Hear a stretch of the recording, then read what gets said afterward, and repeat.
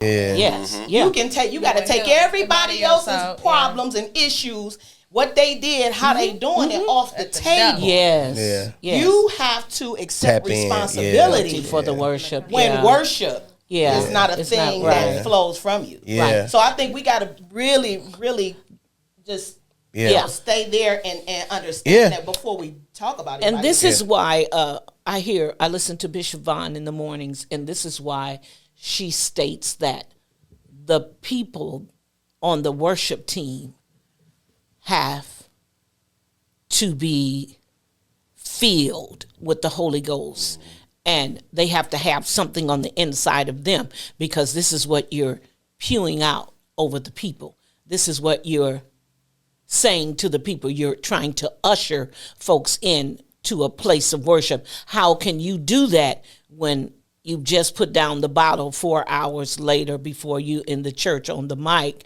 singing the songs, or you just got out of the bed with Lil Willie and then you got to go and get ready for worship, and or you have to.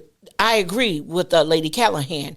You can't get over the people, and you don't have that on the inside of you. You don't have the spirit of worship. You don't have the spirit of sacrifice, these things that it take with the music and the drums and the singing and all of it to come together and to be on one accord in order to usher that in. Yeah. So that's 100% correct of what she says. We have to check our worship. Yeah. You know. And then we also have those, lady, that come to the church that they just come there, they need something. They want something. They want to get something. They're not in that place yet. And then they have this spit out over them. That's not, and it's no difference, So I sister, I agree with that, almost I agree with some of what you're saying. But I remember myself when I was coming up in church. Now, I went to Universal when I was 17. Mm-hmm. And I was just literally freshly out of high school. Mm-hmm. And anybody who knows me knows that I while I was at Universal, I was still in the street. Mm-hmm. Oh, yeah. And but the difference in me, and I was allowed to preach. Mm-hmm. Me too. Because the Lord, because my leader understood who I was outside of who I was. Right, right. And that the difference between who I was at that moment, even though I wasn't fully out of the things that I was doing, was that my convictions were different. Right. And a lot of that happened while he allowed me to serve. That matters though. So I think sometimes we have to see as leaders what people are beyond what you see. Yeah. Mm-hmm. And the understanding that I trust the God of deliverance. Yes. And that I trust that if they keep on doing it, and if they have the sincerity of heart, then God is going to do his job. Yeah. Oh, yes, So I think that to sit people down when they still caught up, I think that's to our detriment.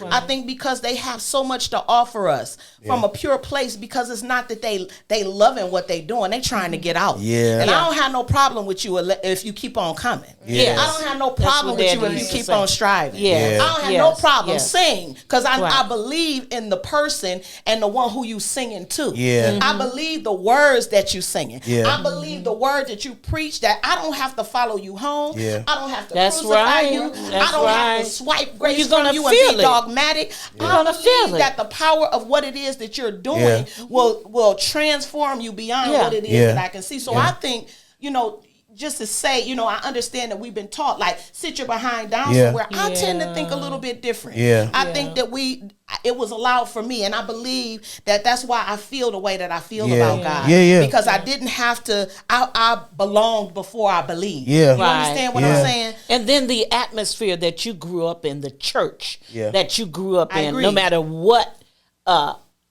flaws you had or whatever, it set the tone and it set the atmosphere. You grew up under a bishop that sat down with you and went over the word with you and definitely made sure, you know, he was sort of like my dad.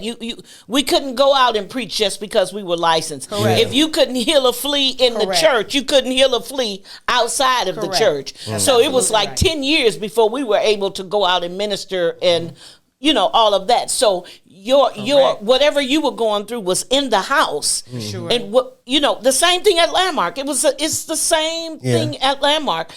None of us were perfect. All of us grew up struggling and had our relationships and different things. But the atmosphere in those churches was set so that you were destined for greatness for real. Yeah. You were gonna get it. You know, you were gonna get it. So I agree with you 100%. There are no churches like that anymore. We sit up and cry and stuff all the time. It's like, Callahan, can we, can we just get one service? They don't even have night services. Yeah, I've even. It's churches, and I ain't finna go and play at nobody church. Yeah, church has changed. Yeah, it has changed. But I agree with her. When I first met Lady Callahan and Pastor Callahan, they were in their teens. You were a little bitty boy. These, when I tell you, these kids were so anointed and so powerful and full of grace that whatever it was that they were going through, or we never knew it. All you felt is when she laid her hands on you. Yeah. And that's because of what was conducive in the church that she attended. Yeah. Teenagers. You know, the churches are not like that anymore. They're just, we just don't have it. No. You know, we're trying to hurry up, get in, get out. Yes. Let's get it through. We're on a time schedule. We're on this. Yeah. You know, somebody, since COVID, they didn't knock church down so much. My church, an hour and a half. Now it used to be 3-4 hours. Now we down to, they moving expeditiously to get through it. Yeah. So talk to me. Right, all these are great. This is why I wanted this panel, because it's a lot of different years, a lot of different experience. Talk to me about ways that you guys have guarded yourselves in certain situations to make sure that even if you did fall privately, it didn't become a public fall, right? Because we, like you said, we all fall in our own ways, right? Yeah, I can speak on that because I worked very hard to keep my name and my reputation and things going in a positive manner because of my mother.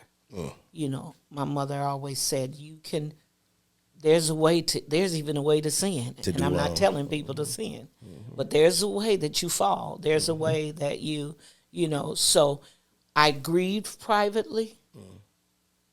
I went through privately, unless some people picked it up in the spirit that came to me and, wanted to pray for me. I'm good with that. But I sat down. Nobody set me down. I set myself down until I got healed. Then once I got healed on the inside, then I was able to go forth.